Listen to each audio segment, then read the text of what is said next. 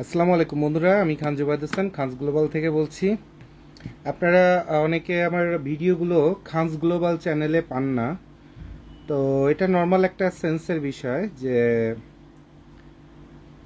Khan's global কোম্পানির নামটা তো আপনারা জানেন। আপনারা গুগল অথবা ইউটিউব অথবা ফেসবুক যে কোনো জায়গায় যদি আপনারা এটা নিয়ে লিখেন খানস গ্লোবাল বাংলা অথবা ইংরেজিতে, তাহলে দেখতে পারবেন ইউটিউবে দুইটা চ্যানেল আছে, খানস গ্লোবাল আর খানস গ্লোবাল 2। তাহলে পুরানো চ্যানেলে অনেকে ভিডিও পান না, হঠাৎ করে কোনো না কোনোভাবে খানস গ্লোবাল 2-তে আসলেন। তো তখন পেলেন, তখন কমেন্টস করলেন যে ভাই অনেকদিন ধরে আপনাকে খুঁজতেছিলাম, আপনার ভিডিও পাচ্ছিলাম না। তো এইটা অবশ্যই আমার জন্য খুব আনন্দের যে আপনি এখনো আমাকে খুঁজেন অথবা আমাদের খুঁজেন, এবং সেখান থেকে আপনি হয়তোবা উপকৃত হয়েছেন অথবা ভালো লাগে, অথবা এখানে ভালোবাসা অথবা সম্মান জড়িত। এটা আমাদের খুব ভালো লাগে। কিন্তু আমাদের যে বিষয়টা একটু আফসোস অথবা একটু অবাক লাগে যে খানস গ্লোবালকে পাচ্ছে না। এর অর্থ অন্তত একটু সার্চ করে তো দেখতে পারেন জুবাইর ভাই বেঁচে আছে না মরে গেছে, না কোথায় কিভাবে কি চলছে, সঙ্গে সঙ্গে গুগল আপনাকে সবকিছু লিখে দিবে। তাহলে আপনারা আমার যারা ভক্ত প্লাস আপনাদেরও যদি এরকম পরিচিত কেউ আমাদের ভিডিও দেখে থাকে অথবা আমাদের সাথে বিজনেস করতে চায় অথবা আমাদের এখানে ইনভেস্টমেন্ট বিজনেস করতে চায়, তাহলে কিন্তু আপনারা রিফার করে দিতে পারেন যে এখন খানস গ্লোবাল যে ভিডিওগুলো ছাড়তো ওইটার লেটেস্ট ভিডিওগুলো তোমরা সব খানস গ্লোবাল 2-তে পাবা। সো খানস গ্লোবাল মার্কেট থেকে চলে যায় নাই, অথবা জুবাইদ ভাই মারা যায় নাই, অথবা কাজ চলতেছে, আসো আরো বড় পরিসরে কাজ শেষ করি। এত কল। আচ্ছা, তো এখন বিষয়টা হলো যে অনেকে আছেন বিজনেস করতে চান, কিন্তু কিভাবে বিজনেস করবেন। অনেকের আছে দুইটা জিনিস, যেমন ইদানিং আপনারা বোধহয় পেপার পত্রিকা অনলাইনে দেখছেন কালো টাকাকে সাদা করা নিয়ে বিশাল বিশাল ঘটনা। তো আমার কথা হলো যে ভাই, কালো টাকাকেও সাদা করার সঠিক রাস্তা আছে, সাদা টাকাকেও সাদা রাখার সঠিক ব্যবস্থা আছে। আবার যার টাকা নেই তারও কাজ করার ব্যবস্থা আছে, অর্থাৎ তিনটাই ব্যবস্থা আছে। একটা হচ্ছে যার টাকা নেই সেও ব্যবসা করতে পারবে, যার সাদা টাকা সে সাদা টাকাকে সাদাই রাখতে পারবে, আবার যার কালো টাকা সেও সাদা করতে পারবে। খুব সহজ বিষয়, খুবই সহজ বিষয়। যদি এটা না জেনে থাকেন সঠিক কোন রাস্তাটা আছে, আমার কাছে এসেন, শিখাই দিব, ভালোটাই শিখাই দিব, যেখানে রাষ্ট্রের সাথেও ফাঁকিবাজি হবে না। হয়তোবা যেটুকুন অপরাধ করছেন, যেটুকুন অপরাধ করছেন, এখন অপরাধীর শাস্তি তো হবেই। সৃষ্টিকর্তা করবে, নয় রাষ্ট্র করবে, নয় পরিবার করবে, নয় সন্তানের পদ্মে যাবে, নয় বাবা মার পদ্মে যাবে, নয় পরিবারের পদ্মে যাবে, অথবা সুখ নামক শব্দের পদ্মে যাবে।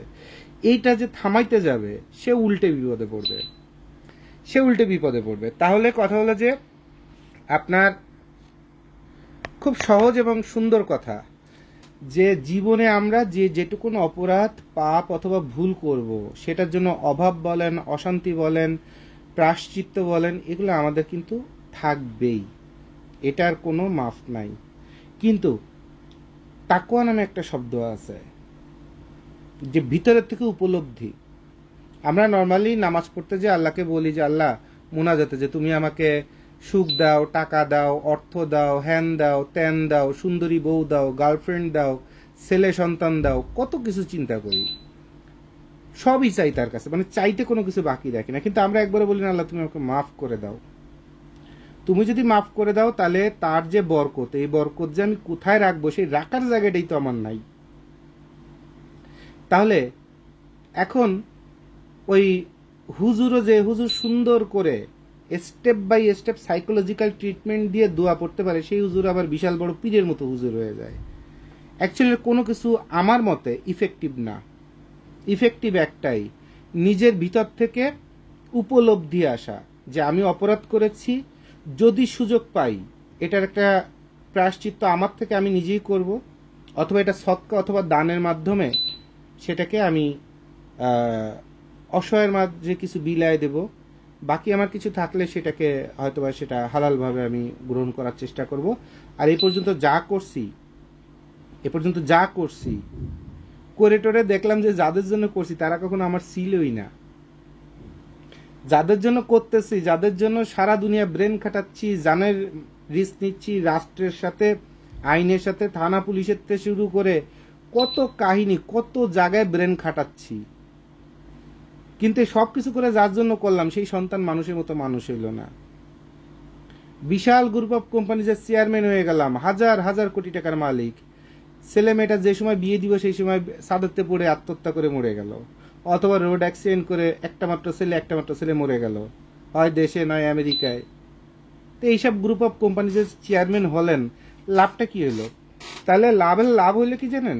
সারা জীবন কাজ করে একটু ওই এসির বাতাস খাইছেন, একটু রেঞ্জ রোভার গাড়িতে চলছেন, একটু প্লেনে চলাফেরা করছেন, একটু বলেছেন এটা ছাড়া খাই না, এটা ছাড়া পারি না, এটা ছাড়া হয় না, কিন্তু মরার পরে সারা পৃথিবীতে ইতিহাস হয়ে গেল আগামী 100 বছরের জন্য। এর মতো চোর, এর মতো বাটপার, এর মতো ধান্দাবাজ, এর মতো ব্যাংকে দেউলিয়া বানানো পাবলিক বাংলাদেশে অথবা পৃথিবীর বুকে আর নাই। তাহলে মরার সময় এটাও নিলেন, আবার এইসব করে টোরে যাদের জন্য যা করে গেলেন, হয় ছেলে মানুষ হয় নাই, নয় মরে গেছে, নয় বউ আর একজনের এই জুবাইদ ভাইয়ের সাথে কথার কথা বাইকেই গেছে। লাভটা কি হলো? ফলাফল জিরো। তাহলে আমার ছোট্ট জীবন, এই ছোট্ট জীবনে আমি যেটুকুন ভাত খেতে পারি, যেটুকুন হলে একটু শান্তি মতো ঘুমাইতে পারি, যেটুকুন হলে অন্তত ন্যূনতম সামাজিকতাটা রক্ষা করতে পারি, এটাই আলহামদুলিল্লাহ। আর এভাবে চলতে চলতে যদি ভালো কিছু যদি সৃষ্টিকর্তা আমার পরে সন্তুষ্ট হয়ে যদি দেয়, আলহামদুলিল্লাহ। এখন এক ভদ্রলোক 10 কোটি টাকার মালিক হয়েছে, ছেলে পাঠাইছে বিদেশে, ওই বিদেশি এক মেয়েরে বিয়ে করছে, লেখাপড়া ঠিক মতো করছে কিনা সন্দেহ, ওই কি করে খায়, নিজের বাপ মরে গেলেও দেখা যাবে যে 1 বছর পর আইছে বাপের কবর জিয়ারত করতে। এই জীবনটা ভালো? নাকি আর একজন প্রফেসর, সে নিজে পড়াশুনো করছে, নিজে সুন্দর একটা চাকরিতে আছে, অসংখ্য মানুষের জীবন তৈরি করে দিচ্ছে, সন্তানকে, শিশু ফুল মানে ছোট বাচ্চাকে, একদম অবুঝ সে অবুঝ বাচ্চাকে মানুষে পরিণত করে দিচ্ছে, আর সাথে তার বাচ্চাকেও সে মানুষের মতো মানুষ করছে। তার বাচ্চা একটা প্রফেসর হয়েছে, অথবা একজন বিসিএস ক্যাডার হয়েছে, অথবা একটা ভালো প্রফেশনে আছে, অথবা একজন সৎ পুলিশ অফিসার হয়েছে, সৎ আর্মি অফিসার হয়েছে, রাষ্ট্রের সেবা করতেছে। কোনটার মূল্য বেশি? কোন জীবনটা সুখের বলেন?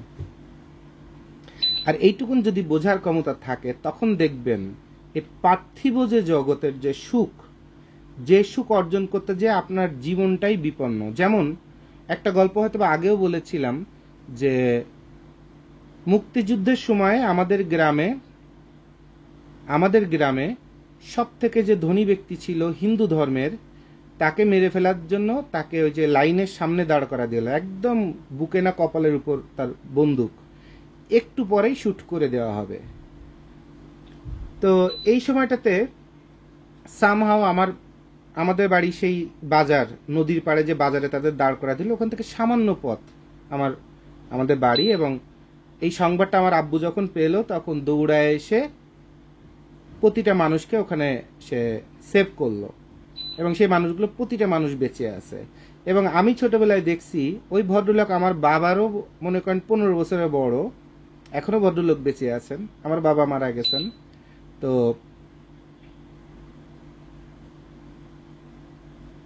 সেই কালীপদ কাকা, ওনার নাম হচ্ছে কালীপদ, তো 10 গ্রামের মধ্যে সবচেয়ে ধনী হিন্দু ব্যক্তি।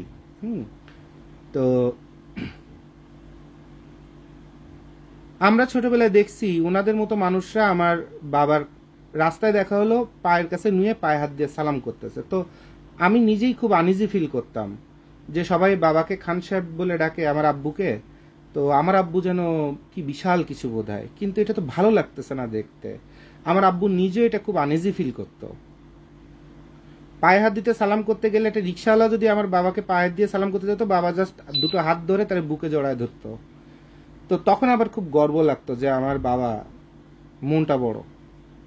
আচ্ছা, তো এখন ওই যে কালীপদ কাকা, ওনাকে যখন বন্দুকের নলের সামনে দাঁড় করা দিল মুক্তিযুদ্ধের সময়, মানে উনি শিওর এখন উনি মারা যাচ্ছে, আর হয়তো বা 2 মিনিট পরে 5 মিনিট পরে সে, তাও আবার লাইনের একদম 1 নম্বরে উনি। তো তখন উনি আকাশের দিকে তাকায় চোখ বন্ধ করে বলছে, হে ভগবান, এই জীবনে কেন তো সম্পদ দিলে যার কারণে আমার জীবনটাই বিপন্ন। আজকে আমি যদি কোনো গরিব নর্মাল কোনো একটা হিন্দু ব্যক্তি হইতাম, সনাতন ধর্মের ব্যক্তি হইতাম, আমাকে হয়তো এই 1 নম্বর সিরিয়ালে রাখতো না, আর আমাকে টপ লিস্টে রাখতো না। আমার এই সম্পদই এখন আমার জীবনের সবচেয়ে বড় শত্রু হয়ে গেছে। তো পরে উনি যখন ওখান থেকে বেঁচে আসছে, এরপরে উনি যে কত হাত খুলে খুলে ওনার টাকা মানুষকে দান করা শুরু করছে, এটা দেখে মানুষ পাগল হয়ে গেছে যে উনার মতো কঞ্জুস মানুষ, যে একটা মিষ্টি 4 দিন রেখে রেখে তারপরে খায়, সেই মানুষটা কেমনে মন খুলে মানুষকে, গরিব মানুষকে জড়ায় ধরে, বুকে জড়ায় ধরে খালি সম্পদ দান করতেছে। তো এগুলো অ্যাকচুয়ালি জীবনের গল্প। এগুলো যখন জীবনে একটা পর্যায়ে চলে যাবেন, যখন বুঝতে পারবেন মৃত্যু আপনাকে ডাকতেছে, অথবা ওই যে সামনে মৃত্যুকে দেখা যাচ্ছে, আর একটু পরে আমাকে চলে যেতে হবে এবং একা চলে যাব, আর যে মানুষগুলোর কাছে করছি সেই মানুষগুলো আমার ডানে বামে কেউ কোথাও নাই। অন্তত জীবনের সব থেকে আপন ব্যক্তিটাই হাত ধরে বলছে না, প্লিজ তুমি চলে যাও না, আর একটু থাকো, তোমাকে ছাড়া আমি বাঁচবো না। এই কথাটা বলতেছে না, সে তার কাজে ব্যস্ত আছে। তাহলে আপনারা কেন এত বেশি বড় লোক হওয়ার, এত বেশি সম্পদের অধিকারী হওয়ার চেষ্টা করেন? যাদের দেখাবেন ওই মানুষগুলোই তো 2 দিন পরে আপনার জন্য শত্রু হবে। এই যে টিকটকে যেসব বড় লোক মহিলারা নাচা গাওয়া, লাক্সারি ব্র্যান্ডের কাপড় পরা, গুচির জুতা পরা, তারপরে ফেন্ডির ব্যাগ ব্যবহার করা, কত মহিলারা টিকটক ফিকটক করে, তারপরে অনলাইন করে, ওই যে সোশ্যাল মিডিয়াতে ফেসবুক তারপরে ইনস্টাগ্রাম করে বেড়ায়। কয়দিন সবাই খুব ভাইরাল ভাইরাল করে, হয়তোবা তাদের মনিটাইজেশন হয়ে যায়, অথবা বলতে পারে আমার ইনস্টাগ্রামে এত লক্ষ ফলোয়ার, আমি এত হিট, আমি এত বড় লোক, আমি এত লাক্সারি। ও মা, এইসব মানুষ যারা আপনার ফলোয়ার, তারাই 2 দিন পরে আপনার এমন বাস মারে, আপনার সংসারও ধ্বংস হয়। আর ওই থানা পুলিশ বলেন, এনবিআর বলেন, ডিবি বলেন, ওই আপনার এত সম্পদের হিসাবের জন্য আপনার ঘর পর্যন্ত পৌঁছায়, আপনার জামাইরে মনে করেন যে বাসটা মেরে দেয়। কারণ আমাদের সমাজে সঠিক পরিশ্রম করে সর্বোচ্চ, আমি যে পরিশ্রমটা করি, একটা দিন আমার সঙ্গে থাকবেন, দেখবেন যে পাগল হয়ে গেছেন, বলবেন যে এটা কি মানুষ নাকি এটা কামলা নাকি এটা রোবট নাকি। এরকম পরিশ্রম করলে যে আমার হাতে চামড়া দেখছেন না, একটা কুকুরের মুখে যেটুকুন সৌন্দর্য আছে আমার শরীরে তা নাই, তারপরে 3 বেলা ঠিক মতো ভাত পাই না। কথা বুঝতে পারছেন না? এইটাই বাস্তব হবে। এরপরে ক্যামেরায় বসার আগে একটু পাউডার টাউডার না মাখলে আপনারা আমার ক্যামেরায় দেখতে পারেন না, টর্চ লাইট মারে মোবাইলের দিকে তাকায় রাখার আগে জুবাইদ ভাই আসছে।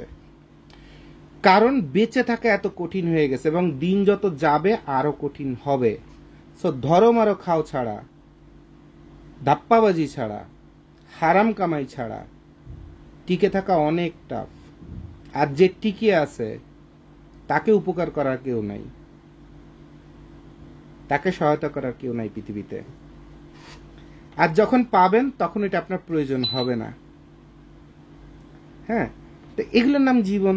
এই জন্য সৃষ্টিকর্তাকে বলতে হয় যে আমাকে প্রতিদিন একটা না একটা ঝামেলায় রাখো, যেটার জন্য যুদ্ধ করে আমি বেঁচে থাকবো। কারণ সুখী যদি হয়ে যায় তখন তো ডাক দিবা যে তোমাকে তো সব দিয়ে ফেলছি, তুমি এবার উপরে চলে আসো। ঠিক আছে? তাহলে আপনাদের জীবনের হিসাব যদি আপনারা বুঝতে পারেন, এবং আজকে এই মুহূর্তে চোখটা বন্ধ করে আপনার জীবনের শেষ মুহূর্তে কে কে আপনার পাশে আছে, কে কে নাই, সেটাই যদি দেখতে পারেন, আর সেই মৃত্যু মুহূর্তে আপনি যে শেষ যে চোখটা মেলছেন, এই চোখে আপনি কতটুকুন স্যাটিসফ্যাকশন নিয়ে এই পৃথিবীর জন্য সারা জীবনের জন্য চোখটা বন্ধ করতে পারছেন, এইটুকুন এই মুহূর্তে যদি আপনি দেখতে পারেন, ভাবতে পারেন, অনুভব করতে পারেন, তাহলে অন্তত আপনাকে দিয়ে এই পৃথিবীতে কোনো হারাম কাজ করানো সম্ভব না, সম্ভব না। যেমন আমার ছোট মেয়ে যখন, বড় মেয়ে যখন আপনার বোধহয় 3-4-এ পড়ে, সম্ভবত 3-তে অথবা 2-তে পড়ে। আমার আবার ডেট টেট মনে থাকে না, অনেকে যেমন একদম ডেট বলে, এত সালে ব্যবসা শুরু করেছিলাম, এই তারিখে এই হয়েছিল ওইটা। আরে আমি আমার নিজের জন্ম তারিখে মনে রাখতে পারি না। ওই কেস আপনার ম্যারেজ ডে আসলে বাসাতে পারলে মনে করেন যে গুলি করে, হ্যাঁ দিন পার হয়ে গেছে, রাত 12টা বাজে, সারাটা দিন দেখলাম তো, টেস্ট করলাম তোমার মনে আছে কিনা। কারণ আমার তো ডেটই মনে থাকে না, সময় মনে থাকে না। এই একটাই হচ্ছে আমার সবচেয়ে বড় সমস্যা। কার বার্থডে কবে, কার কোথায় কি অনুষ্ঠান, নিজের বিয়ে কবে, হ্যাঁ বউয়ের জন্মদিন কবে, কিচ্ছু মনে থাকে না। কেন যে থাকে না সেটাই জানি না। আর মোবাইল নাম্বার, কারো মোবাইল, ইভেন আমার মোবাইল নাম্বার আমার মুখস্থ থাকে না, ওই একটা সামনে পরে সবসময়, ওইটাই সবসময় বদল বদল করে বলতে থাকি। বেসিক্যালি আমার 3টা না 4টা মোবাইল নাম্বারে একটা নাম্বারও সিমও আমার মুখস্থ না। ইভেন বোধহয় আমার ওয়াইফের মোবাইল নাম্বার বোধহয় 10 বছর ধরে এটাই ইউজ করতেছে। ওর মোবাইল নাম্বার কি আজকে পর্যন্ত একদম কসম কেটে বলতে পারবো, আমি বলতে পারি না। বাট একটা 4 আছে, একটা 8 আছে, এইটা আমার মনে আছে। কোথায় যেন একটা 2 লাস্টে না শেষে কোথায় একটা 4 আর 2 আছে এরকম। আমি নাম ধরে ধরে সবাইকে কল দেই, নাম ছাড়া আমি মোবাইলে কাউকে কল দিতে পারি না, কাউকে চিনতে পারি না। হ্যাঁ, তো আমার বাচ্চাটা, বড় বাচ্চাটা যখন আপনার মেয়ে, সে যখন আপনার 2 বছর না 4 বছর এরকম বয়স, তখন আমার ছোট মেয়েটা পেটে, নাকি ক্লাস শিশু অথবা অনেও পড়তে পারে, বড় মেয়ে মনে নেই আমার, বাট অনেক ছোট। তখন ছোট মেয়ের হচ্ছে আপনার পেটে আছে 6 মাস। তো অটোতে করে যদি আপনার ইয়েতে যাই, তখন আমার খিলক্ষেতের রাস্তা 10টা বছর এই দক্ষিণ খান উত্তর খানের মতো বাজে ছিল।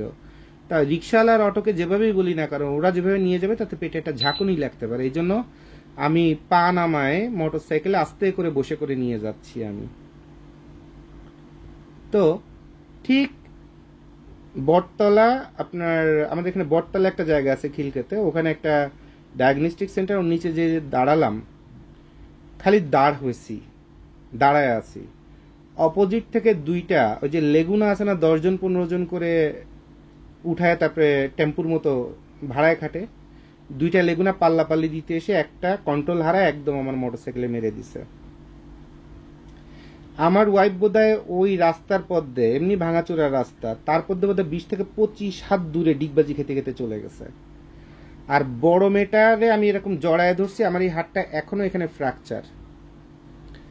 আর চোখটা খালি মেলে দেখি আমার মেয়ের এইসব জায়গা খুলে বের হয়ে গেছে, আর তার ঠিক এই কপালের সামনে ট্রাকের চাকাটা, আর তারপরে আমার মাথা, আর সামনে আমার হাত, মানে সর্বোচ্চ 2 থেকে 4 আঙ্গুল সামনে হবে চাকাটা।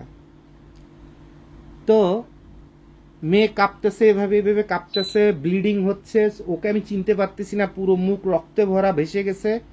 আমার ওয়াইফ কোথায়, আমি কোথায়, কিছু বুঝে উঠে পারতেছি না। সঙ্গে সঙ্গে প্রায় 100 মানুষ জড়ো হয়ে গেছে, গাড়ি আটকাইছে।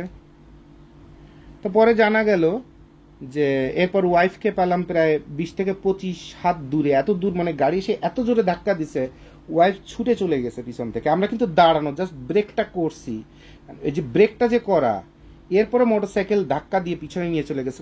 ওরা খুব ভালো স্পিডে 60-80 স্পিডে রেস দিতে দিতে আসতেছে, ওভারটেক করার রেস দিতে।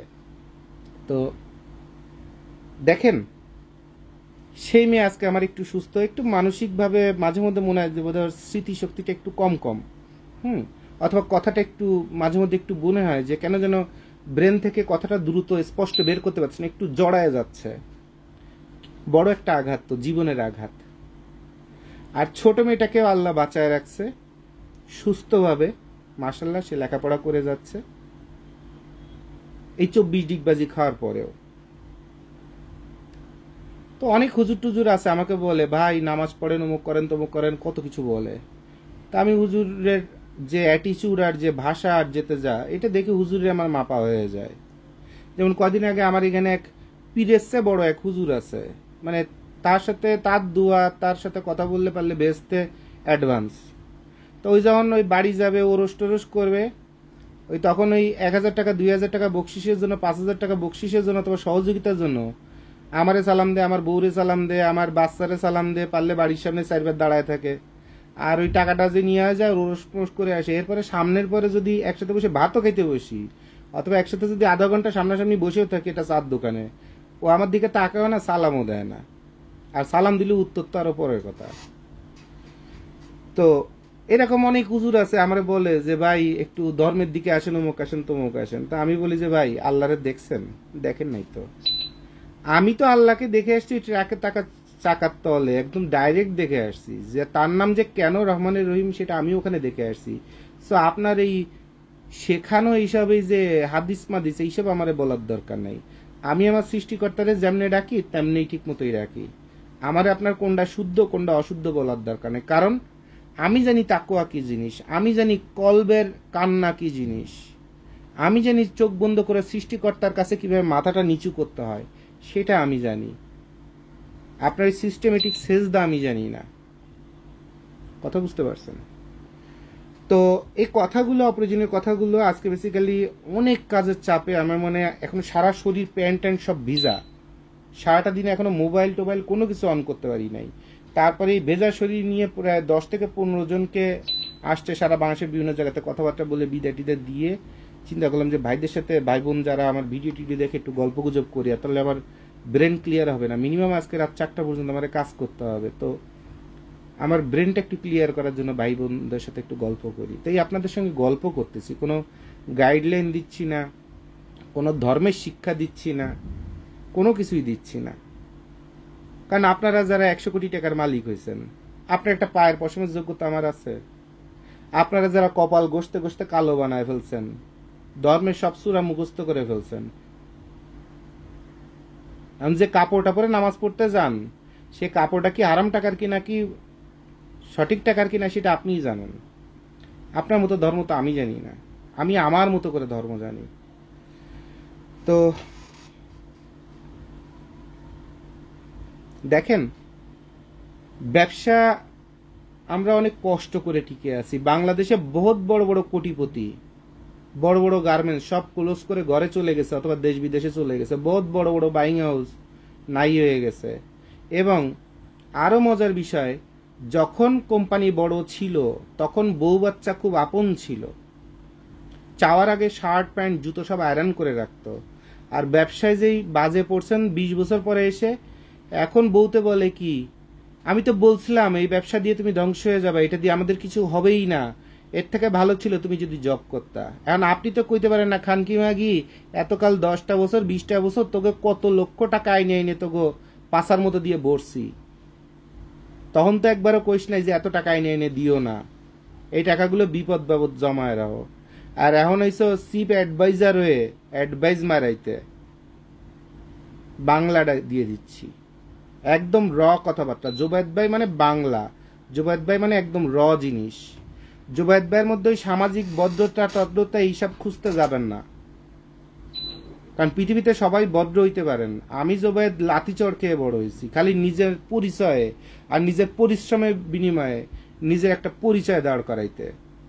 তা আমার হচ্ছে লাথি, চট, থাপ্পড়, বেইমানি, সিটারি এইসব দেখতে দেখতে আমি বড় হয়েছি। তা আমার কাছ থেকে ভালো আশা করে লাভ নাই ভাই, এগুলো অন্য কোথাও খুঁজবেন, এগুলো দাবি দেওয়াও রাখবেন না কেউ। তো ধাক্কা খাইছি বলে আপনাদের এত কথা বলতে পারি, ধাক্কা না খাইলে তো আর ওই বইয়ের ভাষায় কথা বলতাম, সুন্দর করে সাজায় গোছায় কথা বলতাম। তো দেখেন, বাংলাদেশে এখন গার্মেন্টস মালিক বলেন আর আপনার বাইং হাউসের মালিক বলেন, 70% মালিকরে দেখবেন হয় ওই ফ্লোরের সুপারভাইজার চেহারা ভালো, নয় সিনিয়র অপারেটর, নয় অপারেটর, নয় পারলে হেল্পারে পর্যন্ত বিয়ে করে ফেলেছে। ছেলে আছে, নাতিও আছে, একদম দবদবে সাদা পাঞ্জাবি পায়জামা আছে, মুখ ভরা সুন্দর দাড়ি আছে, মাথায় টুপি আছে, হাতে তসবি আছে, শরীরের থেকে সুন্দর ঘ্রাণ বেরোচ্ছে, পায়ে চকলেট কালারের 2 ফিতার বাটার জুতা আছে অথবা অ্যাপেক্সের জুতা আছে। বউ বাচ্চা থাকে ফ্ল্যাট বাড়িতে, ও পাশে ফ্যাক্টরির আশপাশে পিছনে কোনো এক জায়গায় ওই ফ্যাক্টরির একজন অপারেটরে বিয়ে করে সেই জায়গায় আবার ছোট বাচ্চা একটা পয়দা করে ফেলাইছে। কারণটা কি জানেন? কারণ সে উপলব্ধি করছে যে এই জীবনে যার জন্য যা করছি ওই মানসিক শান্তি ছিল না, ব্যবসা বাণিজ্য তো সব শেষ, কোনো ফিউচার নাই, তা আর কয়দিন পরে যে কোনো সময় স্টক করে মরে যাবে, শেষ জীবনে একটু তাহলে শান্তি করে যাই। তা শান্তি পাচ্ছি কোথায়? এই গরিব যে সেমরি আমার এই জায়গায় কাজ করতো, ও অন্তত আমারে বলে স্যার টেনশন করে না, ইনশাল্লাহ সব ঠিক হয়ে যাবে। অর্থাৎ ওই গার্মেন্টসের মালিক ওই ওয়ার্কারের কাছে মানসিক শান্তি পেতে পেতে, কথার শান্তি, মনের শান্তি, ম্যাচুরিটির শান্তি পেতে পেতে যে লাস্টে কি হয়েছে, ওই বেটি যদি কয় যে সব আমার নামে লিখে দাও, আচ্ছা সব তোমার। আর এই বড় ঘরের বেটি চিন্তা করে যে শালা এতদিন সংসার করার পরেও এরকম একটা বেইমানের সাথে সংসার করলাম, তাহলে ইয়াং জেনারেশনের ইয়াং পোলাপান একটা হ্যান্ডসাম দেখে, ওই যে আরো কি মুম্বাইতে যেমন একটু দাড়ি টাড়ি স্টাইল দাড়ি করে রাখা, একটু সানগ্লাস পরা, একটু বাইক আছে, পোলাপানের সাথে একটা বাইকে গেছে, আর এই ছেলে নাতিপুতি মেয়ে কোথায় প্রেস্টিজ গেছে, কোথায় সোসাইটি গেছে, কোথায় বংশমর্যাদা গেছে, কারো কোনো সেন্স নাই। কারণ লাইফ অভাবে সেন্সলেস করে দিচ্ছে, চরিত্রলেস করে দিচ্ছে। তো যারা ব্যবসা করতেছেন তারাই শুধুমাত্র জানেন যে দেশে ট্যাক্স দিয়ে পাওনাদার সামলায় ব্যবসা করা কত কঠিন। রাজনৈতিক ছত্র ছায়া ছাড়া আর বিভিন্ন ডিপার্টমেন্টে হ্যাডাম ছাড়া যারা আত্মীয় স্বজনের এই হ্যাডামগিরিটাকে ব্যবহার করেন, আমার তো 21 বছর ঢাকায়, বোধহয় 21-22 বছর আমি ঢাকায়, 2001 সালে আসছি। আমার একটা আত্মীয় আমার পর্যন্ত দাওয়াত করে নিয়ে এক প্লেট ভাত খাওয়াইতে পারছে? ঢাকা শহরের কোন মোড়ে আমার ভিআইপি আত্মীয় নাই? বাংলাদেশের যে কোনো টপ টপ ডিপার্টমেন্টের টপ পজিশনে নাই যে ভাইয়া এটা একটু সুপারিশ করে দেন, আপা এটা একটু বলে দেন, চাচি আপনার মহিলা অধিদপ্তর আপনি হেড, আপনি আমার এটা একটু করে দেন, কয়টা কাজ দেন, চাচা আপনি বিসিকের অ্যাকাউন্টসের হেড, আমার একটু ছোট্ট একটাই উপকার করে দেন, অথবা 2টা কাজ দেন, বললেই তো লাফায় পড়তো। আপনারা 10 বছর বিসিকে চেষ্টা করে যা করবেন, আমি খালি একটা ফোন দিলে আমার কাজের বন্যা বয়ে যাবে। আমারে কোনোদিন দেখাইতে পারবেন বিসিকের কোনো ভবনের 10 কিলোমিটার আশপাশ দিয়ে আমি হাঁটছি, অথবা আমার চাচারে কোনোদিন একটা ফোন দিছি? দেইনি তো। আমার বিয়েই একটা এমপি, নড়াইলের এমপি কবিরুল মুক্তি, জিজ্ঞাসা করেন দি, একটা বিআই তো একটা ভাই অথবা একটা দোস্তের সমান। একটা দোস্ত একটা বিআই অথবা একটা বিআইন, রাইট? কত কাজ নিয়ে আসে একটা এমপির কাছ থেকে, কাজের কি অভাব আছে? গত 20 বছরে আমার মোবাইল থেকে আমার বিয়ের মোবাইলে একটা মোবাইল গেছে কিনা, একটা কল গেছে কিনা, সে যদি কল করে, এ বাইডি তুমি কেমন আছো, ভাই তুমি কেমন আছো, বেড়াইতে আসো না কেন? কি এমন বড় ব্যবসায়ী এসে বেড়াইতে আসতে পারো না? আমি নামভবনে আছি, বনানীতে, আইসো, বউ বাচ্চা নিয়ে আইসো, খালাম্বারে নিয়ে আইসো, আপারে নিয়ে আইসো। এইটা আমার রেকর্ডে পাইতে পারেন, কিন্তু আমার কাছ থেকে কোথাও যে এরকম কল গেছে কোনো আত্মীয়র কাছে প্রমাণ করতে পারবেন না। আপনি কি সৃষ্টিকর্তাই পারবেন না? কিসের আপনি যে ভাই আমার এই সহযোগিতাটা লাগবে? পারবেন না। তো আমি হচ্ছে এই টাইপের মানুষ যে আমি কাজ করব, আমার কষ্টের টাকা দিয়ে বাচ্চাকে খাওয়াবার, বাচ্চা গর্ব করে বলবে যে আমার বাবা আমার জন্য একটা চকলেট আনছে, আমার নানা না, আমার দাদা না, আমার বাবা আমার জন্য একটা চকলেট আনছে। আমি শুধু এইটুকুনের জন্য যুদ্ধ করে যাচ্ছি। কথা বুঝতে পারছেন?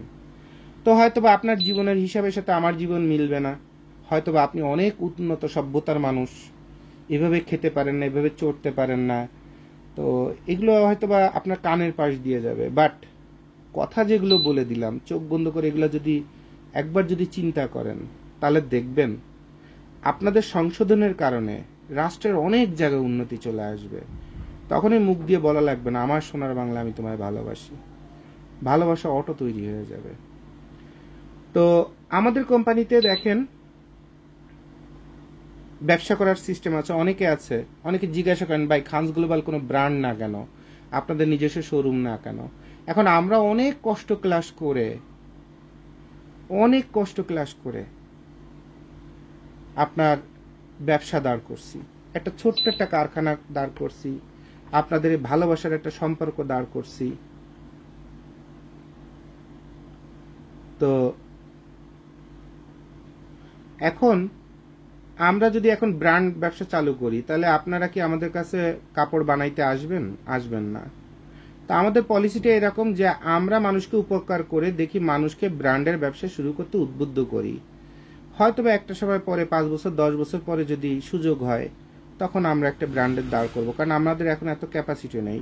আর কষ্টের মাত্রাগুলো দেখবেন, এই দেখেন, আপনারা তো একটা কোম্পানির মালিক হওয়ার আগে কথাই বলতে পারেন না ভাবের চোটে। আর আমি এখন আমার এই অফিসের লোকজনকে সবাইকে বলি তোমরা থাকো, আমি কাজ করতেছি। দেখেন ঠাটানি রোদের মধ্যে নরসিংদী, গাজীপুর, সদরঘাট, নারায়ণগঞ্জ, মিরপুর, এভাবে যে এই একটা সুতা সেটা আমার কিনতে হবে, যাতে সেখানে আমি যে কোয়ালিটিটা কাস্টমারকে দেওয়ার কথা বলছি সেটা আমার কোনো এমপ্লয়ি ভুল করতে পারে, কিন্তু আমি জেনে শুনে অন্তত একটা 2 নম্বর মাল অথবা একটা খারাপ মাল আনবো না।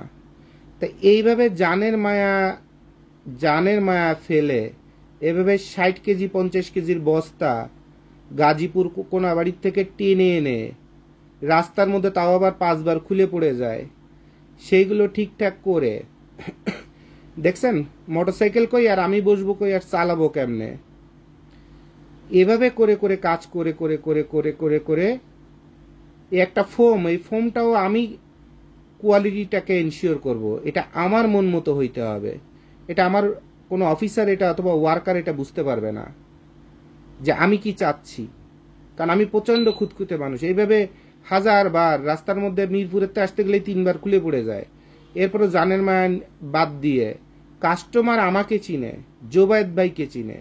এই ফ্যাক্টরি পুরোটা নিজে নিজে কাজ করে করে একদম বোর্ড কেটে চেয়ার টেবিল বানায়, কই আমি তো লোক দিয়ে করতে পারতাম, ভাব মারতে পারতাম। এইভাবে গ্রাইন্ডিং এর থেকে শুরু করে রড কাটাতে শুরু করে সব কাজ, যেহেতু আমি খুঁতখুঁতে মানুষ, ওয়ার্কার পারফেক্ট ভাবে কাজ করবে না। এ দেখেন এই কার্টুনগুলো পর্যন্ত বিদেশি যে দেশে মালটা যাবে, নর্মাল কার্টুন দিয়ে মাল পাঠালে কার্টুনটা নষ্ট হয়ে যেতে পারে। স্পেশালি কোন কোয়ালিটিটা আমার পছন্দ, এরপরে আমি যদি ওয়ার্কার নিয়ে যাই তাহলে আমার ফ্যাক্টরিতে কাজ পিছায় যাবে, শিপমেন্টের ডেট চলে আসছে, মোটরসাইকেলে বসতে পারি না, পারলে অর্ধেক দাঁড়ায় দাঁড়ায় তারপরে মোটরসাইকেল চালায়, সেই উত্তরখানের শেষ মাথা থেকে উত্তরখান দক্ষিণখান, তাও বর্ষাকালে, এইভাবে মাল নিয়ে নিয়ে তারপরে এসে আপনাদের একটা ডেলিভারি দেয়। কার্টুন ফ্যাক্টরিতে দাঁড়ায় আমার মন মতো করে কার্টুন বানায়, আমার মতো করে বেছে নিয়ে তারপরে আমাকে দিতে হবে। কারণ কাস্টমার এসে আমার অফিসে এসে বলে নাই যে আপা অথবা ভাই আপনার সাথে কথা বলে চলে যায়, কাস্টমার আসে জুবায়েদ ভাইয়ের সাথে কথা বলতে। তো জুবায়েদ ভাই একটা কমিটমেন্ট দিছে, এই কমিটমেন্ট রাখতে গেলে দেখছেন কত মন মাল এখানে, তার মধ্যে এই ব্যাগ, আমার ব্যাগ, হেলমেট, এই করে সেই নারায়ণগঞ্জের থেকে টানতে টানতে এই পর্যন্ত এনে আপনাদের জন্য একটা মাল বানায় দিই। প্রতিটা জিনিস নিজের হাতে তৈরি করছি। এর একটা মাল যখন এনে নামায় ফেলি তখন কলিজাটা খালি পানি খাবো করতে থাকে কষ্টে। ঠাটানি রোদে ঢাকা শহরের মধ্যে জার্নি করতে একাই মোটরসাইকেল চালাতে কেমন মেজাজটা খারাপ হয়। আর এইভাবে পরিশ্রম করে করে আপনাদের জন্য আমরা কাজ করে দিই, টাকাটা হালাল করে নেওয়ার চেষ্টা করি। বাইরে থেকে অনেক কথা বলতে পারবেন আপনারা, বাইরে থেকে কথা বললে কথা বলার অভাব হয় না, বাইরে থেকে বহুত কথা বলতে পারবেন।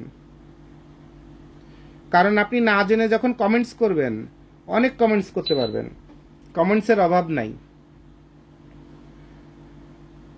বাস্তবতা ভিন্ন রে ভাই, বাস্তবতা অনেক ভিন্ন। দেখেন আমার একটা বাইরে আপনাকে দেখায় দিই। আমার বাসায়, আমার ভাইয়ের বাসায়, আমার ভাই স্বরাষ্ট্রমন্ত্রী সাহেব মহোদয়কে দেখছেন? সপ্তাহে একবার আমার বাসায় আসবে, আমার ভাইয়ের বাসায়। দেখতে থাকেন, খালি মন দিয়ে দেখতে থাকেন। আমার খালি একটা ভাইকে দেখাচ্ছি, আর কোনো ভাই ব্রাদার আর কোনো কিছু দেখাচ্ছি না। সেগুলো দেখালে আরো অবাক হয়ে যাবেন। আমরা কোন ফ্যামিলির মানুষ অথবা আমাদের পরিচয় কি, আমাদের বংশ স্ট্যাটাস কি, বাগেরহাট শহরে যাবেন, যে বলবেন খান মহলে যাব, স্ট্যাটাস বুঝতে পারবেন। আমার চাচি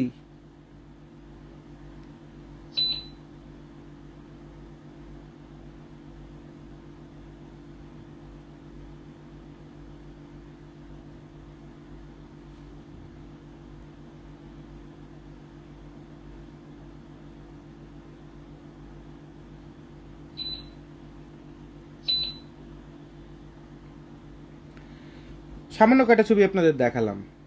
একটা ভাইয়ের বাপের বংশে 72টা ভাই বোন, মায়ের বংশে 75টা ভাই বোন। এর মধ্যে ডাবল স্ট্যান্ডার্ড অভাব নেই, আর পিএইচডির অভাব নাই।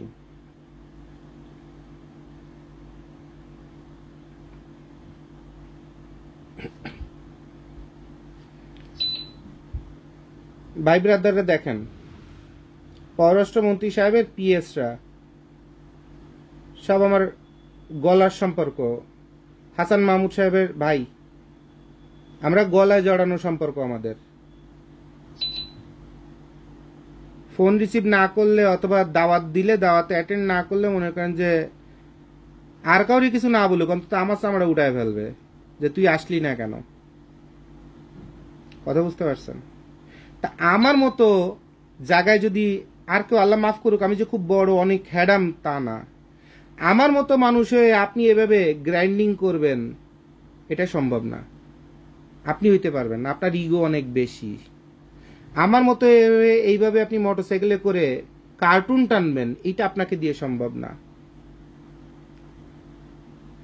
আমার মতো আপনি এইভাবে রাস্তার মধ্যে মানুষ আপনারা চিড়িয়াখানার বস্তু আর স্টুপিড মনে করবে, আপনার দিকে তাকায় হাসবে, আর আপনার জীবনটা অনিরাপদ হয়ে যাবে। শুধু 2টা টাকা বাঁচায় কোনো মতে একটু লাভে আনা যায় কিনা। কারণ আমি যদি টাকা বাড়াই, এই যে ছোট ভাই ব্রাদার আমার কাছে আসে student, 100 piece 200 piece 300 piece T shirt বানায় ব্যবসা শুরু করবে, একটা ফিউচার শুরু করবে। তা আমি নিজেই যদি ওই গাড়িতে করে মাল আনি, তা ওর মালের দাম তো কি হচ্ছে 50 টাকা বেশি পড়বে, ব্যবসা করতে পারবে না। তাহলে আমি একটু কষ্ট করি। তো এরকম জোবায়েদ ভাই যখন থাকবে না, তখন বুঝবেন কি হারাইছেন। কারণ ভালো আপনাদের বাসি কলিজা দিয়ে, মন দিয়ে ভালোবাসি, এবং চাই আমি তৈরি হওয়ার আগে আপনারা আগে তৈরি হন। আমি তৈরি হওয়ার আগে আপনারা তৈরি হন। আপনারা তো ঈদের আগে সারা দুনিয়ার তো কমিশন ঘুষ খেয়ে কত বড় কোরবানি দেওয়া যায়, কত কিছু চিন্তা করেন। চিন্তা করেন না? করেন? তা আমি কি পারি না 50,000 সাইট করতে? আমি ঈদের আগে যত গরিব মানুষ আছে, এতিমখানা আছে, সিকিউরিটি গার্ড আছে, তারপরে অফিসের স্টাফ আছে, সবাইরে বেতন দিয়ে আমি যে ছাগল কোরবানি দিই, এই ছাগল দেখলে আপনারা হাসবেন যে ভাই এ তো 8 কেজি ওজনও হয় না একটা ছাগল। আপনি সন্তুষ্ট? দেখেন আমার মুখের দিকে তাকায় দেখেন, আমি সন্তুষ্ট। আমার বাচ্চার দিকে তাকায় দেখেন, আমার বাচ্চা সন্তুষ্ট। একটা গাড়ির ব্যাকলাইটের নিচেও কত নিচে দেখেন, ব্যাকলাইটের কত নিচে ছাগলটার হাইট দেখেন। তাহলে বুঝতে পারছেন এটা 7.5 কেজি ওজনের একটা ছাগল। পাশে আমার ছোট মেয়ে, তার মুখের হাসিটা দেখছেন, স্যাটিসফ্যাকশন দেখছেন? তার বাবা কিনে নিয়ে আসছে এবং শর্ট টাকা দিয়ে কিনে নিয়ে আসছে। এটাকে বলে জীবন। তা আমি কি পারি না? এই তো ঈদের আগে প্রায় 4 থেকে 5 লাখ টাকা খালি মানুষের বেতন দিচ্ছি আর বকশিস দিছি আমার বাচ্চার জন্য। বড় একটা গরু কিনতে 1 লাখ টাকার গরু কিনে আর 4 লাখ টাকা দিয়ে হাতে পায়ে ধরে ভাই তোমাকে দিচ্ছি দিবানি করতে। আপনারা ওইটা করেন, জোবায়েদ ভাইকে দিয়ে এটা সম্ভব না। হয়তোবা আপনাদের কাছে আমার প্রেস্টিজ থাকবে না, কিন্তু আপনাদের দেখায় দিলাম এটাতে জোবায়েদ ভাইয়ের রক্ত থেকে জন্ম নেওয়া সন্তান। কারণ আমার চরিত্র তো আমার বাচ্চা পাবে, সবাই সন্তুষ্ট। হয়তোবা আমার ওয়াইফ অসন্তুষ্ট, কারণ আর কিছু বললাম না। চট্টগ্রামে হাতে গোনা 5টা বড় লোকের একটারে খুঁজলে বুঝতে পারবেন কার মেয়ে। এখন সেও সন্তুষ্ট। প্রথম সন্তুষ্ট হতে পারতো না, কারণ সে তো সেই পরিবেশে বড় হয় নাই, জন্ম থেকে লাক্সারির মধ্যে বড় হয়েছে। এখন বাস্তব জীবন আর সততার জীবনের কি শান্তি, সেটা দেখে এখন সে সবার আগে শুকরিয়া আলহামদুলিল্লাহ বলে যে কোরবানি তো দিতে পারছি, আলহামদুলিল্লাহ। কেউ তো টাকা পাবে না, অথবা যে যেটুকুন পাবে, 1 লাখ পাইলে অন্তত 20,000 টাকা তো দিতে পারছি, সবাইকে সমানভাবে সামর্থ্য অনুযায়ী কিছু তো দেনা শোধ করতে পারছি, অথবা দায়িত্ব পালন করতে পারছি, আলহামদুলিল্লাহ। তা এই হলো আমার জীবন, আপনাদের সামান্য করে আপনাদের দেখালাম। বাইরে থেকে আপনারা যত রকমের বাংলা টুংলা দিয়ে যত রকমের কথাবার্তা আপনাদের শেখাই, আপনারা ভাবেন জুবায়েদ ভাই বোধহয় সেরকম বদের হাড্ডি, সেরকম জাউরার হাড্ডি, সেরকম চরিত্রহীন, সেরকম অমুক, সেরকম তমুক। অরিজিনালিটি কি আপনাদের দেখায় দিলাম। আর এই যত খারাপ জিনিস শিখছি, আমার জীবনে যতগুলো চাকরিতে ঢুকছি, প্রতিটা কোম্পানির অথবা কোম্পানির মালিক ছিল এরকম। তো তাদের সাথে কাজ করতে যেয়ে শিখছি, তাদের সাথে কাজ করতে যেয়ে ধাক্কা খেয়ে খেয়ে তারপরে শিখছি। এটা আমার জীবনের চরিত্র না, তাহলে এটা ভুল করবেন। আমার জীবনের চরিত্রই যদি ওইটা হতো, তাহলে এই ছবি আপনাদের আমি দেখাইতাম না, আমার বউ বাচ্চার প্রেস্টিজ, আমার প্রেস্টিজ নষ্ট করতাম না, আর বাস্তবটা কত কঠিন সেটা আপনাদের শেখাইতাম না।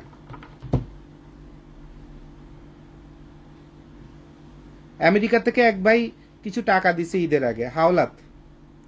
সেই টাকা দিয়ে পর্যন্ত দেনা শোধ করে লাস্টে এইটুকুন ছাগল হয়েছে। তো ঈদের পরে আমাকে ফোন করে বলছে, ভাই ভালো কোরবান টোরবান দিছো, আমি তো আমার এলাকায় 8টা গরু দিলাম আমাদের বাচ্চাদের মিলে, তো তুমি কি ভাই অথবা আপনি কি ভাই কোরবান টোরবান সুন্দর মতো মন মতো দিতে পারছেন? আচ্ছা আলহামদুলিল্লাহ ভাই, অনেক সুন্দর কোরবানি দিছি। তা বলছে ভাই যাই, আমি তো তেমন আপনার সহযোগিতা করতে পারি নাই, তো আপনার সামান্য কিছু পাঠাইছি, 1.5 লাখ টাকা পাঠাইছে লোন, পার্সোনাল লোন। আবার এটা সুবিধা হতে পারে, পরবর্তীতে কাজ করে অ্যাডজাস্ট করে দেওয়া যেতে পারে। তো আমি ওনাকে বললাম যে ভাই আপনি যে টাকাগুলো দিচ্ছিলেন, আমি কিন্তু অ্যাকচুয়ালি কোরবানি দেওয়ার জন্য আপনার কাছ থেকে টাকাটা নেইনি। আমি টাকাটা নিছি, আমি গরিব মানুষের বেতন দিতে পারছিলাম না, কারণ এক সিটারের বাচ্চা এসে ঈদের আগে অনেকগুলো টাকা না দিয়ে মোস্তান টোস্তান নিয়ে পারলে মাল নিয়ে চলে গেছে। এখন সেই কুত্তার বাচ্চাটা হচ্ছে আমার ওয়াইফের দিকের একদম কাছের আত্মীয়, 12 বছরের আত্মীয়, যার কারণে আমি কোনো কথাই বলতে পারতেছিলাম না। তা আমার ওয়াইফ তো অন্তত এই 1.5-2 লাখ টাকা ড্যামারেজ দিয়ে চিনতে পারছে যে আপনজন কি জিনিস। এইটুকুনি যথেষ্ট, শিখতে পারলেই যথেষ্ট। এত মিষ্টি কথার মানুষ, সেই মানুষ এত আপন মানুষ সামান্য করে টাকার জন্য কত রকমের জানোয়ার হইতে পারে, এইটুকুন যে আমার ওয়াইফ শিখতে পারছে। কারণ আমার ওয়াইফ সারা জীবন বিশ্বাস করে যে ভালোবাসা আর মানুষের দোয়া নিয়ে বেঁচে থাকতে হয়, আর মানুষকে ভালোবাসলে ভালোবাসা পাওয়া যায়। এটা যে 100% রং, সেটা যে সে সারা জীবনে এই 16টা বছরে তাকে আমি শিখাইতে পারলাম এই প্রমাণ দিয়ে, ওই 2 লাখ গেছে গেছে, আমি মহা খুশি। তা আপনার টাকাগুলো নিয়ে ভাই আমি গরিব মানুষের ওয়ার্কারের বেতন দিছি। আর আমি ঈদের আগের দিনের এক ভাইয়ের কাছ থেকে 20,000 টাকা হাওলাত করছিলাম, তাই কোনো মতো 17,000 টাকা দিয়ে এরকম একটা এই 7-8 কেজির একটা ছাগল হয়েছে, মোটামুটি কোরবানি হয়ে গেছে আলহামদুলিল্লাহ। এই কথাগুলো বলতেছি রিয়েল লাইফের কথা, বাস্তব কথা, এই ঈদের কথা। এখান থেকে শিখেন যে জীবন ব্যবসা করে চলা কত কঠিন। এত সহজে টাকা আসে না, এত সহজে শর্ট টাকা আসতে চায় না আমাদের মতো সমাজে। আর এইখানে কোনো সেলুটেরও কিছু নাই, হ্যাডামগিরিরও কিছু নাই।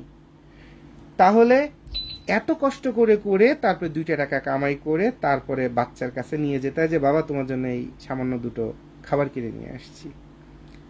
তো কতক্ষণ টিকে থাকতে পারবেন, সৎ থাকতে পারবেন বলেন? এই জুবাদ ভাইয়ের হাতের একটা পশম ছিঁড়ে বাতাসে ছেড়ে দিলে ধরে রাখার ক্ষমতা হয়েছে এখন আপনার?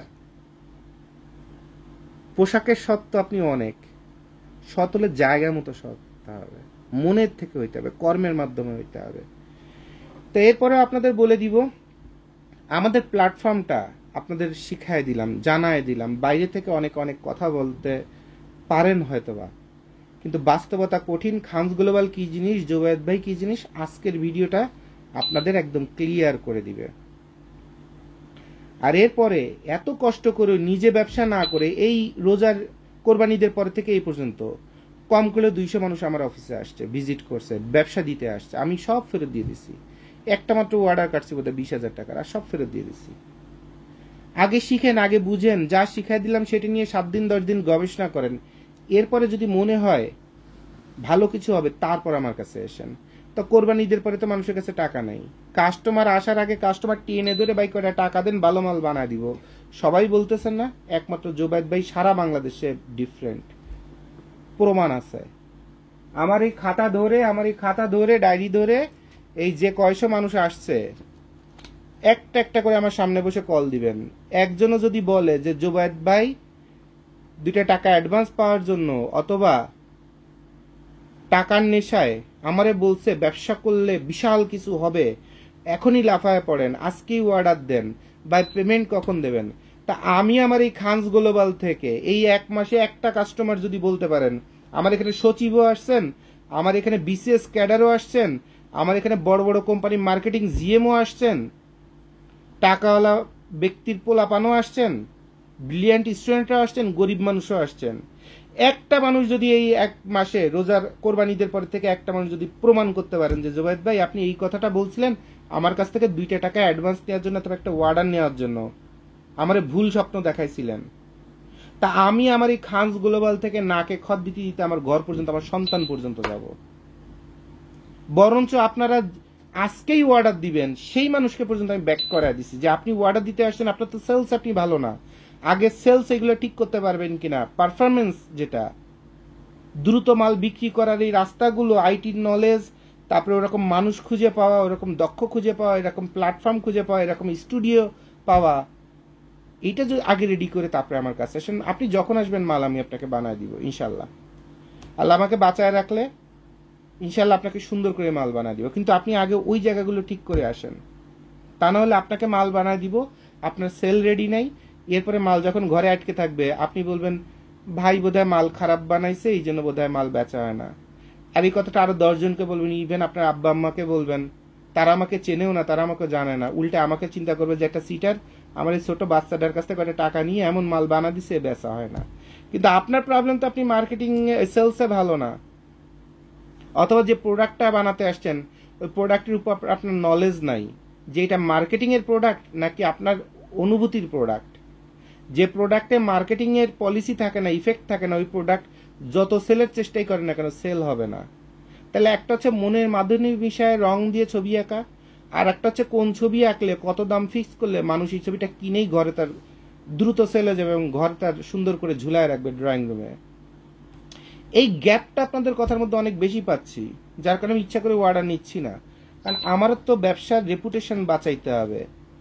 কিন্তু যার সেন্স কম সে তো 10 জায়গায় মাইকিং করে বেড়াবে, ওই জায়গাতে মাল নিয়ে ভালো মাল বানাইতে পারে নাই, মাল বেচা হচ্ছে না, টাকা আটকে গেছে। তা আমি অযথা এত কষ্ট করে গায়ে গতরে খেটে মন দিয়ে আপনাকে 2টা মাল বানায় দেব, উল্টা আপনার বাপ মা আমারে গালাগাল দেবে, সিটার ভাববে, আপনার প্রোডাক্ট আটকে থাকবে, আপনার কষ্ট হবে, আপনার টাকার অভাব হবে, আবার 10 জায়গায় গল্প করে বেড়াবেন, আমার ব্র্যান্ডের দুর্নাম হয়ে যাবে। এই কাজ আমি কেন করতে যাবো? চুপ করে না খেয়ে পানি খেয়ে বসে আছি, আলহামদুলিল্লাহ ভালো আছি, অন্তত দুর্নাম তো হচ্ছে না, তাই না? তো আমাদের এই কোম্পানিটার বর্তমান ভিতর বাইরে, অথবা জুবায়েদ ভাই কেমন মানুষ, জুবায়েদ ভাই কেমন মানুষ, খানস গ্লোবালের টাকা অথবা ইনকাম হালাল না হারাম, খানস গ্লোবালের সাথে কাজ করলে ভবিষ্যৎ কি হতে পারে সবই আপনাদের টেকনিক্যালি হোক, ডিরেক্টলি হোক, ইনডাইরেক্টলি হোক, নিজের জীবনের সঠিক গল্প বলে হোক, নিজেকে ছোট করে হোক, বাস্তবতা আপনাদের বুঝাই দিচ্ছি। এরপর আপনারা যদি মনে করেন কাজ করতে গেলে ভালো হবে, মন্দ হবে, ভুল হবে, সঠিক হবে, কিন্তু একটা ভুল করলে পরের বার ওই ভুলটা হওয়ার সম্ভাবনা থাকে। অনেকে আছেন একটা ভুল হয়েছে ছোট্ট, আর খানগুলো বলে কাজ করবো না, আরেক জায়গায় কাজ করবো, সেই জায়গায় যেতে আরো 10 গুণ ধরা খান, 10 জায়গায় ঘুরতে ঘুরতে খালি ধরার পরেই আছেন। কিন্তু আপনি একবারও চিন্তা করেন না এখানে একটা কাজ করছি, একটু সমস্যা হচ্ছে, পরের বার যে বলে দিই যে ভাই এই সমস্যাটা হলে আমি কিন্তু ক্ষতিগ্রস্ত হচ্ছি, পরের বার যেন এই ভুলগুলো হয় না।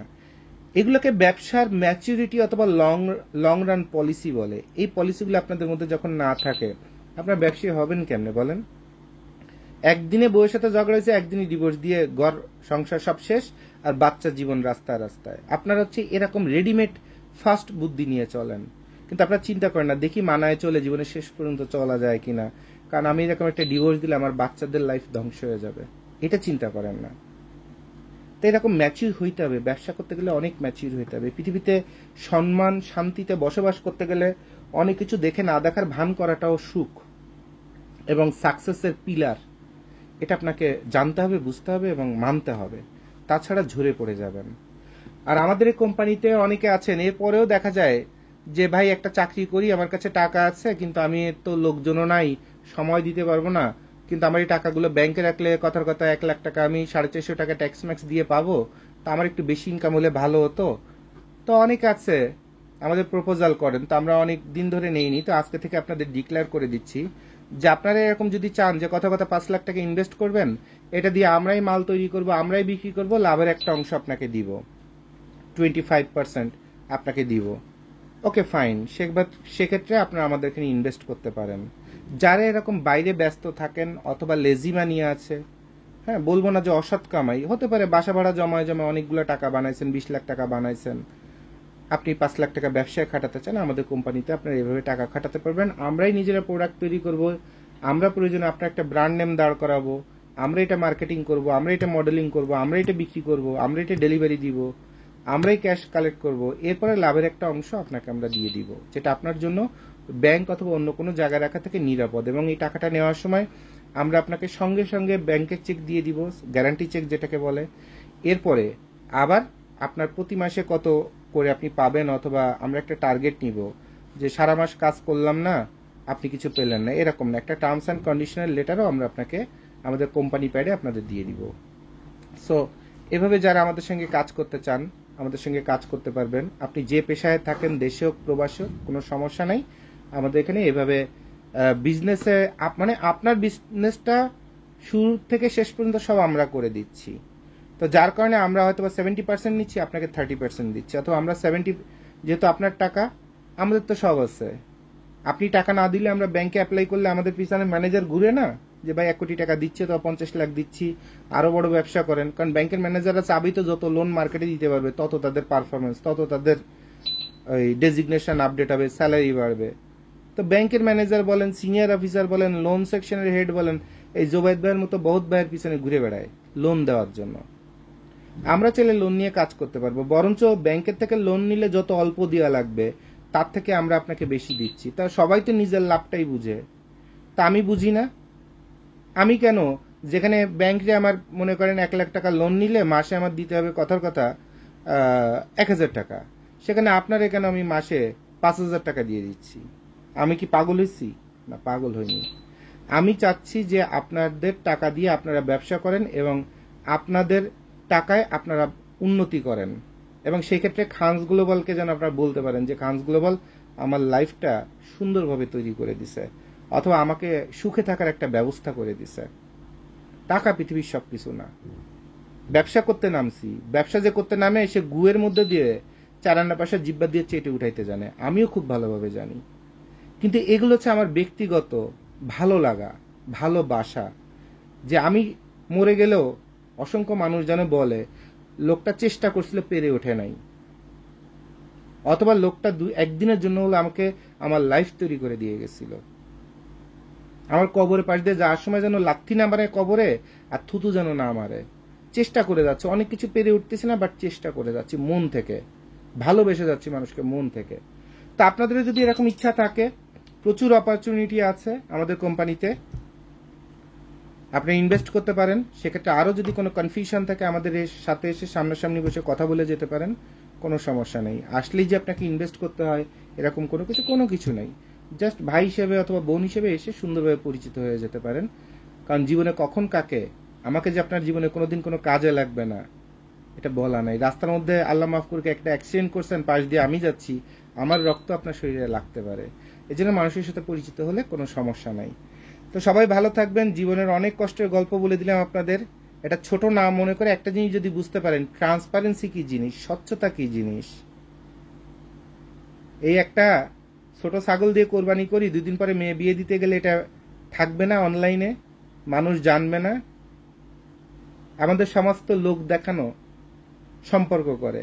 তখন যদি আমার বাচ্চা বলে বাবা তোমার ভিডিওর কারণে আমার মানুষ বিয়ে করতে চায় না, বড় লোকরা বিয়ে করতে চায় না, এটাও লজ্জার বিষয়। সবই জানি, সবই বুঝি, তারপরেও সততা কি জিনিস, পরিশ্রম কি জিনিস, কষ্ট কি জিনিস, যুদ্ধ কি জিনিস সততার সাথে, সেগুলো বুঝাচ্ছি। আর এরপরে যেটা পেরে উঠতেছে না সেটার জন্য নিজে আফসোস করতেছি, নিজে বার্ন করতেছি, চিন্তা করছি আল্লাহ যদি সুযোগ দেয়, হয়তো বা আমার কারণে ইনার একটু ক্ষতি হয়েছে, এটা আমি আরো 10 গুণ পুষাই দেবো, শুধু আল্লাহ আমাকে একটু সুযোগ দিক। এবং আমার সাথে যত মানুষ কাজ করছে আমার কোম্পানিতে, হয় চাকরি চলে গেছে, নয় চাকরি ছেড়ে গেছে, অথবা সম্পর্ক নষ্ট হয়েছে, অথবা কিছু একটা, বাট মন থেকে তাদের বলতে হবে যে ভাই আমাকে ভালোবাসতো। হয়তো বা আশপাশের কোনো কলিকের সাথে গ্যাঞ্জাম করতে যে বেড়ে গেছে, অথবা কোনো ভুল বোঝাবুঝি হয়েছে, কোনো গ্রুপিং হয়েছে, অথবা সে নিজে মিসগাইডেড হয়ে গেছে, বাট জোবায়েদ ভাই তাকে ভালোবাসছে, এই কথাটা তার বেঁচে না থাকতে কবরে যে হলে তাকে স্বীকার করতে হবে। এবং ভালোবাসাটা একদম সলিড ছিল, এটা তাকে স্বীকার করতে হবে। তা আপনাদের আমি প্রচন্ড ভালোবাসি, আসবেন সবাই, আমার যারা ভক্ত আছেন, দর্শক আছেন, খুব খুশি হব। সবাইকে আমাদের এই ছোট্ট গরিবখানায় আসার নিমন্ত্রণ। আসসালামু আলাইকুম।